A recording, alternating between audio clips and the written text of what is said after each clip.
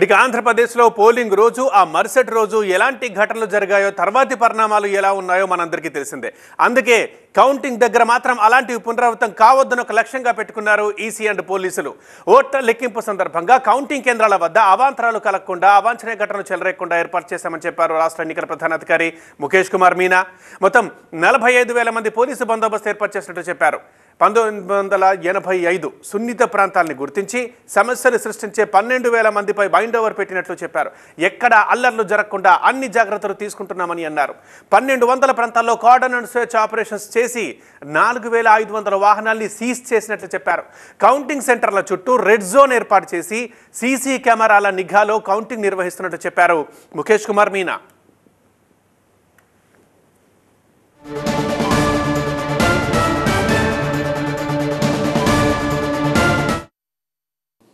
Police arrangement వచ్చినప్పుడు almost the whole police administration మనకు 45,000 police employees ఉన్నారు.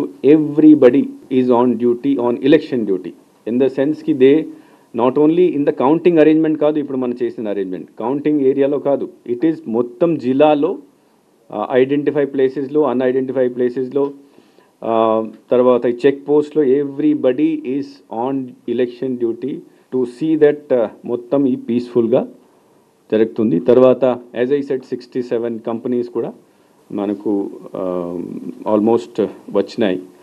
ఆల్మోస్ట్ 67 కంపెనీస్ అంటే 6,500 people or 6,700 people would be there. మరోవైపు counting సెంటర్లో అలజడి సృష్టించే ఏజెంట్లను నిర్దాక్షిణ్యంగా బయటకు పంపించి వేయాలని రాష్ట్ర ప్రధాన ఎన్నికల అధికారి ముఖేష్ కుమార్ మీనా అధికారులను ఆదేశించారు. లెక్కింపు సందర్భంగా ఉద్రిక్త పరిస్థితులు తలెత్తకుండా ముందు జాగ్రత్త చర్యలు తీసుకోవాలని సూచించారు. శాంతి భద్రతల పరిరక్షణ విషయంలో కఠినంగా ఉండాలని చెప్పారు. పోస్టల్ బ్యాలెట్ల లెక్కింపు విషయంలో ఈసీ గైడ్లైన్స్ని పాటించాలని నిర్దేశించారు. ప్రతి క్యాండిడేట్తో ప్రతి పొలిటికల్ పార్టీలో మీటింగ్ పెట్టడం జరిగింది. మీటింగ్ పెట్టిన తర్వాత వాళ్ళకి అడ్వైస్ ఏమి ఇచ్చారంటే, if you have any doubt you can always raise in a proper manner, raise చేసుకోవచ్చు.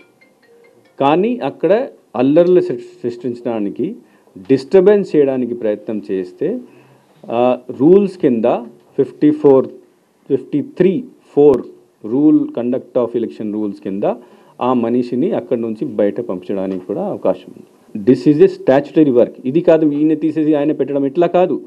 ఎవరైనా అల్లర్ట్ చేస్తే నాట్ ఓన్లీ ఇక్కడ నుంచి తీసేయడం, తర్వాత ఆయన మీద కేసు పెట్టడం, లోపల పెట్టడం కూడా జరుగుతుంది. అంటే అబ్జెక్షన్స్ పెట్టడానికి వాళ్ళు పోలింగ్ ఏజెంట్ ఎందుకు కూర్చుంటారు, అన్ని చూడడానికి.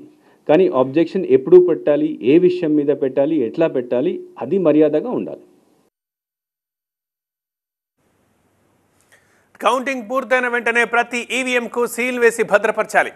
ఫలితాల ప్రకటనకు సంబంధించిన ఫామ్ 20C 21E కౌంటింగ్ మరుసటి రోజే కేంద్ర ఎన్నికల సంఘానికి అందేలా చూడాలి. ఇండెక్స్ కార్డులో తప్పులకు ఆస్కారం లేకుండా జాగ్రత్తగా ఆ కార్డుని పూరించాలి.